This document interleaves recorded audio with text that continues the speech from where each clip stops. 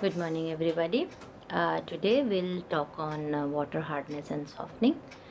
Water hardness is the presence of calcium and magnesium ions in the water, because of which there is no lather formation once you add the soap. So, what is softening? Softening is removal of this hardness to ensure that calcium and magnesium are removed from the water to take care of this additional soap consumption issue. So, as water hardness is a problem, so we have limits which denotes how much amount of water hardness can be permitted in the distribution system. So, for water treatment systems, for pipes, and taking care of all the drainage and taking care of all the water distribution systems, the permissible limits of water hardness in this case is approximately 75 to 115 milligram per liter. However, for health conditions, the hardness in potable water is between 100 to 200 milligram per liter. It sounds counterintuitive that the amount of hardness is permitted more for drinking than what's being taken care in the distribution system. The reason being, for health purposes, we need certain amount of salts in our body, and calcium is a very important salt. So that's why anything below 50, and I'll come to it later, below 50 milligrams per liter is not considered good from the health perspectives. Now, water hardness in the water is caused by two main reasons. The first one is temporary hardness, and the second one is permanent hardness. So, temporary hardness is also called carbonates, and permanent hardness is called non-carbonates. Now, temporary hardness is due to the carbonates and bicarbonate salts of calcium and magnesium ions. So you have calcium carbonate, calcium bicarbonate, and on the other hand, magnesium carbonate and magnesium carbonate, if they are present in water, will lead to temporary hardness. On the other hand, the permanent hardness is due to sulfides, nitrides, and chlorides of again calcium and magnesium ions. So if you have calcium chloride or calcium sulfide or calcium nitride in addition to magnesium chloride, magnesium sulfide, and magnesium nitride will lead to permanent hardness. Temporary hardness, as the name suggests, is easier to remove. You can either just boil the water, which will also precipitate out the calcium and magnesium, or you can add lime, which is a very cheap method to remove the temporary hardness. For permanent removal of permanent hardness, special treatments are done, which involves addition of very specific chemicals to precipitate out the sulfides, the chlorides, and the nitrides. There are few very obvious advantages of softening of water. The first one is when we have the soap consumption reduces. Secondly, the plumbing cost also reduces. Usually, if you have hard water being supplied through our distribution system, they have a lot of scaling issues that happen. Because of this, the corrosion problems arises, and the pipes and everything need to be systematically removed routinely on a very regular basis and quickly, because they corrode. So if softened water is being transported, then these pipes, the longevity of the pipes is more. One other thing is, like, if we prepare food using hardened water, or if we prepare food using softened water, the taste of the water in the later case is way better than if you are using the hardened water. As I was mentioning, from health perspective, the limits for hardness in water is more than 50 milligram per liter, because anything below 50 milligram per liter is not considered good from health perspective. On the other hand, anything above 300 milligram per liter is not considered good for industrial uses. So usually, any treatment of water for hardness issues focuses around 100 to 115, which takes care of both the limits. There are a couple of parameters. One is Mill equivalence. Any chemically balanced equation will have same number of cations and same number of anions to balance the ions present in the water. So this is called the mill equivalent. So the equivalence means the amount of cations will be the same as the amounts of anions, and is given by equation 15.7. So mill equivalent per liter is equal to milligram per liter divided by equivalent weight. On the other hand, we can also calculate the concentration in milligram per liter of CaCO3, that is calcium carbonate, which is given by milligram per liter of that particular compound multiplied by 50 divided by the equivalent weight of that particular compound. 50 is the equivalent weight of calcium carbonate. So this, because usually hardness be present by a milligram of per liter of calcium carbonate. So this is another way to present the same data.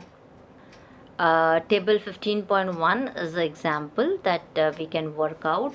So it gives the concentration of calcium, magnesium, sodium, bicarbonates, sulfate, and also chloride ions. And the first column is the equivalent weights, which is for calcium, it's 20.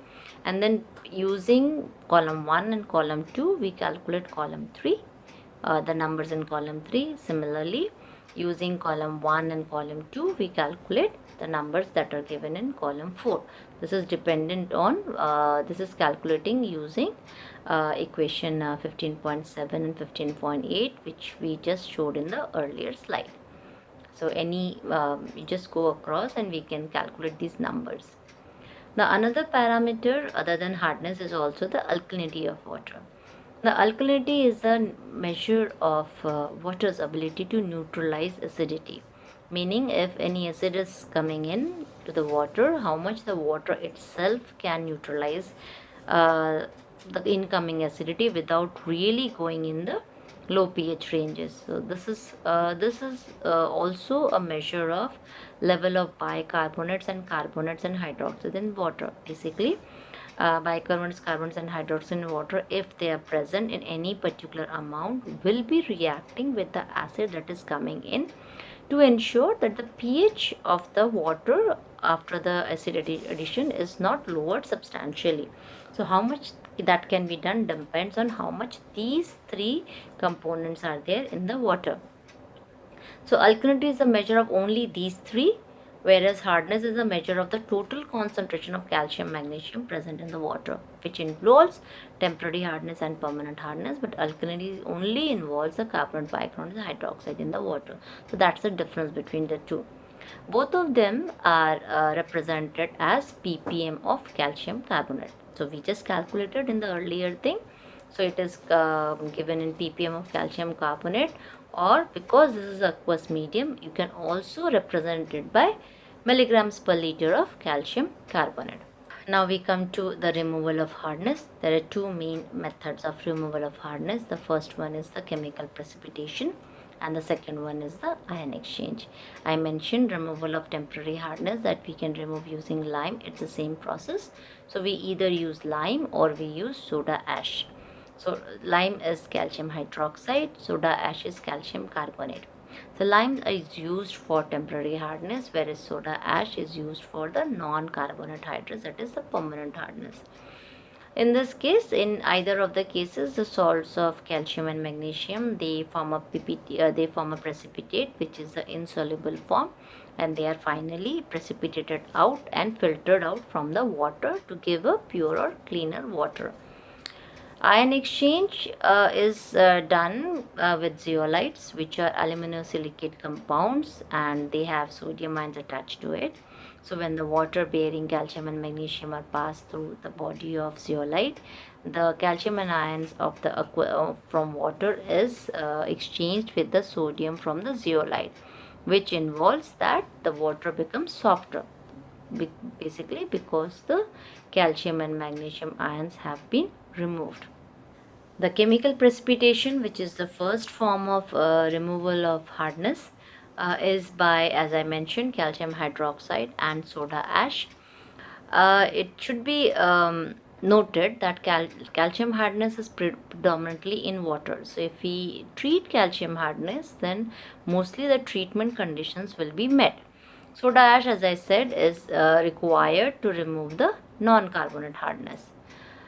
So there are four ways that lime is added. The first one is just simply lime softening. This is the removal of calcium and temporary hardness. So lime is added, as I have been mentioning, and the precipitate is calcium carbonate, which is insoluble in nature.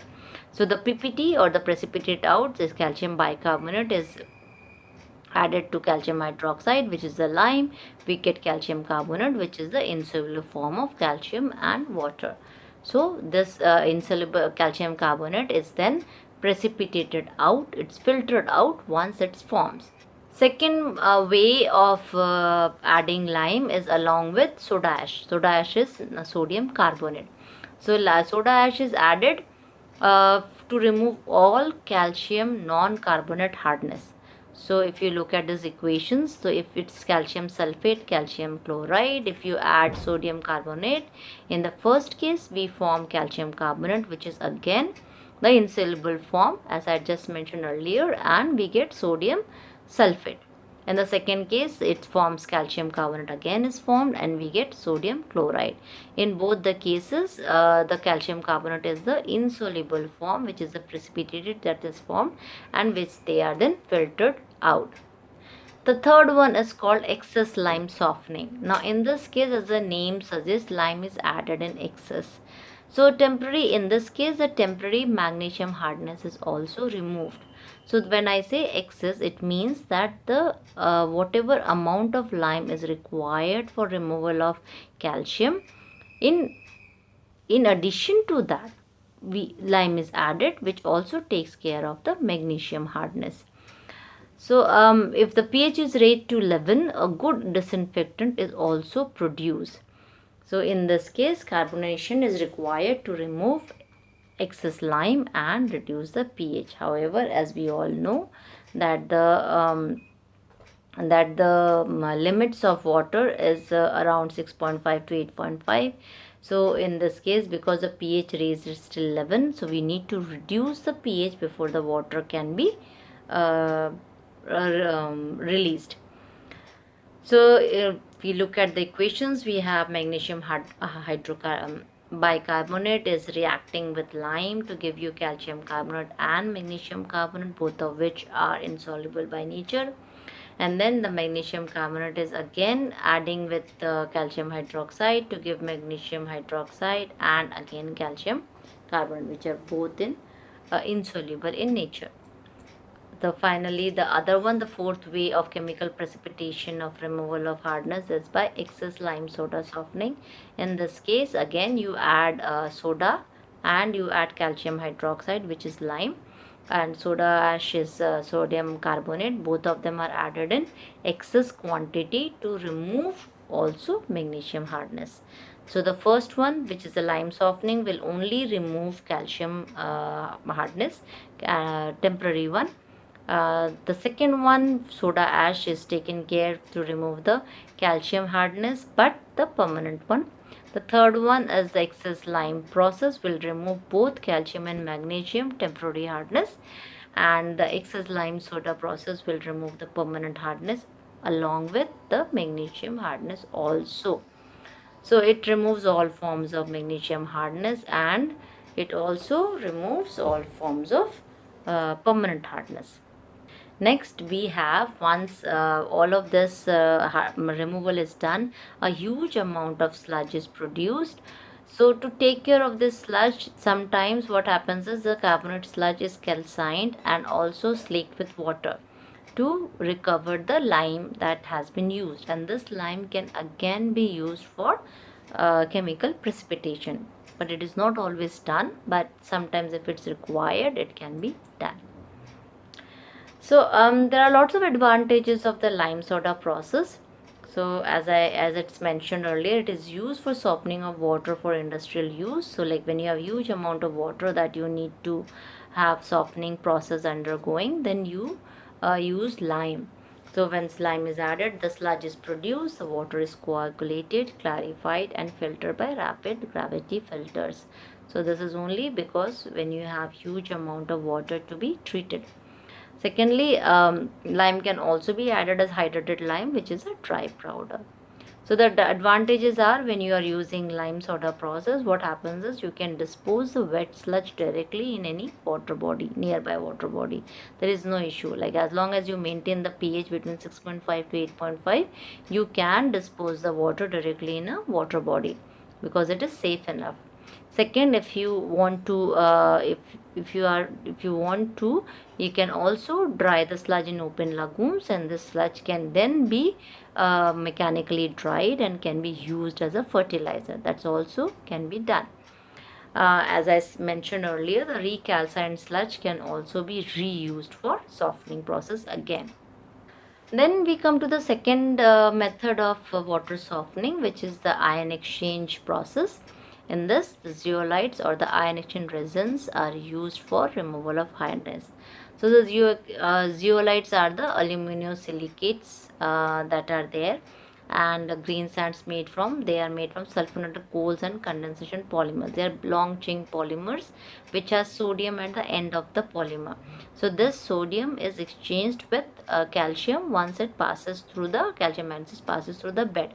So if you see in this reaction, calcium ions is if you add it to the sodium along with the zeolite, what happens is the sodium is released by the zeolite, and calcium is absorbed by the zeolite resin on the bed. Similarly, magnesium also is absorbed by the zeolite and sodium is released. So this sodium is in the aqueous phase, that is, it is there in the water. So now, because the calcium and magnesium are removed from the water is now softer compared to the earlier water coming in. The zeolite is in the form of bed like resins. They are solid forms, so they have a limited capacity. So once the active ion exchange sites are depleted, once the bed of resins cannot exchange the ions anymore, the bed needs to be regenerated. So regeneration is you use like a sodium chloride solution which is passed through the bed, and then the sodium chloride solution, once you pass through the bed, what happens is the sodium from the sodium chloride solution goes and attaches itself to the zeolite crystal, and then the calcium chloride is formed. So once the regeneration is done, it can be reused again. This is example of a water softening plant. So if you look at the body, if you look at the reactor or a tank, it's a cylindrical tank. It's a pressure vessel basically. It has usually has a 3-meter diameter. In the center of the bed, you have zeolite or cation exchange resin. So the water is distributed through, it passes through the bed, and once it comes out from the bottom, it is treated, meaning the calcium and magnesium ions have been exchanged. It is now on the resin, whereas the sodium from the resin is with the in the water. So usually the bed thickness is 1.2 meter thickness. The flow process flow fluid is downwards, and then once it's required to be regenerated, the brine solution or the NaCl solution, sodium chloride solution, is passed in the same direction, that is downwards from the top to bottom. So let's do a problem. Let's have a calculation of hardness example. So it says in this slide, if you can see, analysis of the surface water sample gives the following result. So we have calcium, which is 70 milligrams per liter, magnesium is 50 milligrams per liter, sodium 10, bicarbonate 300, sulfate 135, and chloride 7 milligram per liter. So we are asked to calculate number of milli equivalents per liter. We are also asked to calculate total hardness, and also carbonate and non-carbonate hardness, and finally also alkalinity, as in milligram per liter of calcium carbonate is required to be calculated. So if you use the equation 15.7 and 15.8, as I had mentioned in the earlier example, this is just presents the same data in a tabular form. So we have all the calcium, magnesium, sodium, bicarbonate, sulfate and chloride values in the first column. The concentration mentioned is in the second column.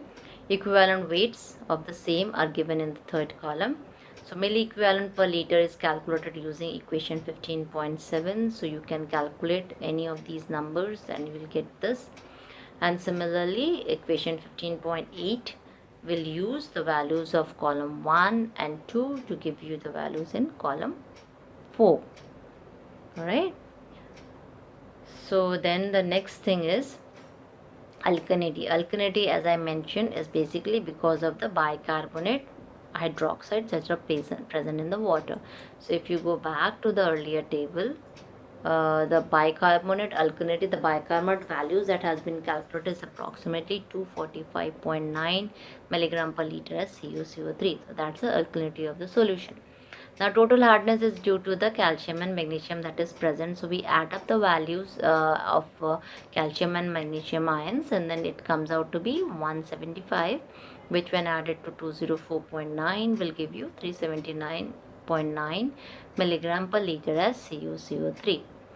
Then carbonate hardness is again alkalinity, which as I mentioned is 245.9 milligram per liter.